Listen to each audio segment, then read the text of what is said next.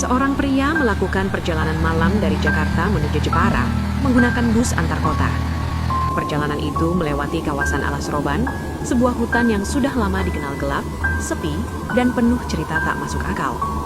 Di dalam bus, suasana juga tidak jauh berbeda. Hanya sekitar 6 penumpang menciptakan keheningan yang terasa berat sejak awal. Saat waktu maghrib, Bayu memutuskan untuk sholat di kursinya. Awalnya semua berjalan normal, hingga perlahan suasana berubah. Di tengah sholatnya, ia mulai merasakan sesuatu yang janggal. Sebuah hembusan nafas terdengar jelas di dekat telinganya. Disusul suara tawa kecil, pelan, tapi cukup membuat bulu kuduknya berdiri. Namun saat ruku, pandangannya jatuh ke kursi depan. Di sanalah ia melihat sesuatu yang tidak seharusnya. Sebuah kepala manusia menatap lurus ke arahnya. Tanpa berpikir panjang, ia segera pindah ke kursi depan. Perjalanan dilanjutkan, namun gangguan belum berakhir. Saat memasuki tanjakan di kawasan Alas Roban, bus tiba-tiba mengalami masalah. Mesin meraung, tapi bus tidak bergerak. Di tengah kondisi itu, Bayu melihat ke arah pinggir jalan. Di sana, berdiri sosok 5 anak kecil. Awalnya, sopir tidak percaya dengan apa yang dilihatnya. Tapi setelah disarankan untuk berdoa, bus yang sebelumnya bermasalah tiba-tiba kembali normal, seolah tidak pernah terjadi apa-apa. Tak lama kemudian, bus kembali mogok. Kali ini mesin mati dan tidak bisa dinyalakan selama lebih dari 1 jam.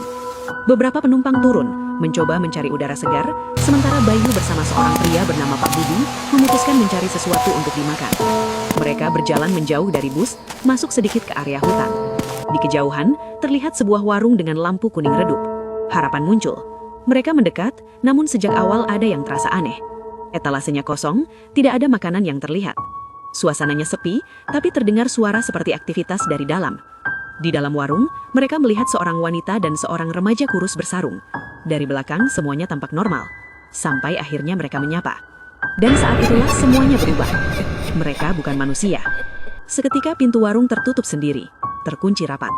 Kedua sosok itu mulai mendekat perlahan, seolah hendak menyerang. Dalam keadaan panik, Bayu dan Pak Budi memecahkan kaca menggunakan asbak yang ada di meja. Mereka berhasil keluar, tapi Pak Budi terluka parah akibat pecahan kaca. Mereka berlari kembali ke arah jalan, namun teror belum berakhir. Dari belakang, terdengar suara-suara aneh. Saat menoleh, mereka melihat sesuatu yang jauh lebih mengerikan, dan semuanya menuju ke arah mereka.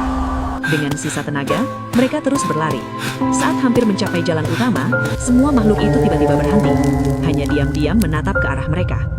Bayu dan Pak Budi berhasil kembali ke bus tepat saat kendaraan itu hampir berangkat meninggalkan mereka. Awalnya penumpang lain marah, karena mengira mereka menghilang tanpa alasan. Namun setelah mendengar cerita mereka, suasana berubah menjadi tegang. Tak lama setelah itu, sesuatu yang tak terbantahkan. Semua orang di dalam bus melihat ke arah luar secara bersamaan. Di pinggir jalan, berdiri sosok-sosok yang sama. Mereka diam menatap ke arah bus. Kali ini semua menjadi saksi.